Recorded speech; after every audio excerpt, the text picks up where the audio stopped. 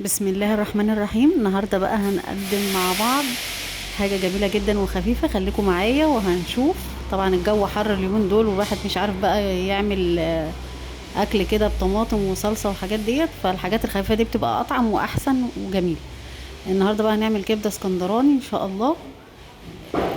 طبعا جنبها بقى جرجير وليمون وبصل اخضر لو حابين، بالاضافه بقى ايه للتحابيش التانية. خليكم معايا وهنشوف هنعمل ايه. طاسه الكبده اهي، قاعده عاملينها على النار. بعد طبعا كل الخلطات والحاجات، طبعا المقادير معاكم زي ما انتوا طبعا فلفل، كمون، فلفل. معانا طبعا شويه شطه، شويه بابريكا، معلقه بابريكا، معلقه شطه، معلقه كزبره ناشفه، معلقه فلفل اسود، معلقه كمون، معلقه قرفه. وطبعا زياده بقى دلوقتي هنجيب الخضار. جبنا بقى طبعا اهو زي ما انتوا شايفين خضار ملون، خضار الوان اللي هو الحلو ده، بالاضافه بقى لقرن فلفل حراق كده وقطعناهم كلهم قطع صغننه. وادي هنا جبنا التوم زي ما انتوا شايفين. طبعا التوم دقيناه كده، لازم يتدق طبعا عشان بكده بيعمل كده زي عصير كده، بيبقى طعمه احلى. جبنا بقى جايبين اهو زي ما انتوا شايفين البهارات، حطيناها على التوم، زائد بقى معلقتين زيت طبعا ومعلقه خل. وهنقلب كل هي دي بقى الدقه الحراقه اللي هتفرق في الطعم ده. ودوقي وشوف. وان عجبكم بقى الفيديو اشتركوا معايا في القناه واعملوا لي لايك. طبعا هي دي الدقه بقى الجديده بتاعه الكبده الاسكندراني، بيقول عليها الطشه يعني. بتعمل طعم بقى جميل وخطير، بيفرق معاك. طبعا زائد عصره الليمونه بقى بعد ما الكبده بتخلص، بتعصر عليها ليمونه كده او ليمونتين حسب طبعا الكميه، وتلاقيها جميله والاولاد هيحبوها جدا. طبعا زائد بقى بالاضافه للعود ربطتين جرجير كده او حزمتين جرجير زي ما بنقول جنبها، وبصل اخضر. هنا معانا بقى اهو جبنا الطاسه، حطيناها على النار، وطبعا خليناها سخناها جامد عشان خاطر ما تنزلش ميه وتقفل المسام. ورحنا بقى حاطين الكبده ماشي.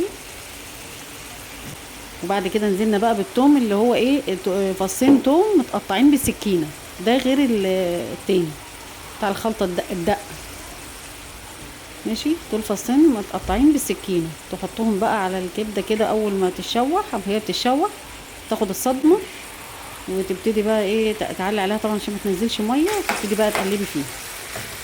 بسم الله ما شاء الله. كبده طازه بقى طبعا وجميله بالهنا والشفا. طبعا اهي طبعا هننزل بقى ايه بالخضار اللي احنا قطعناه كله. ما شاء الله انا عامله كميه حلوه يعني عشان تدي طعم حلو كده للاولاد. اهي طبعا الخضار يعني هي نص واحده من الاحمر الحلو ونص واحده من الاصفر، وطبعا اتنين حراق بيدوا طعم وبيفرقوا. طبعا نزلنا بالخلطه اهي اللي احنا عملناها او الدقه اللي احنا بنقول عليها، هي دي بقى هتفرق معاها. هنقلبها طبعا فيها، ونسيبها بقى على النار شويه كده، نهدي عليها ونقلبها كويس، ونسيبها على النار شويه كده قد 3 دقايق. طبعا الكبده ما بتاخدش حاجه يعني عشان ما تنشفش، ما تقعدش كتير. بس زي ما انتم شايفين كده اهي خلاص كده بمرحله السوا. ابتدى بقى الخضار يدبل اللي هو الفلفل الحراق، الفلفل الحلو كده كله يدبل مع بعض وكله ياخد من بعضه. هدينا بقى عليها النار ونسيبها شويه قد 3 دقايق كده.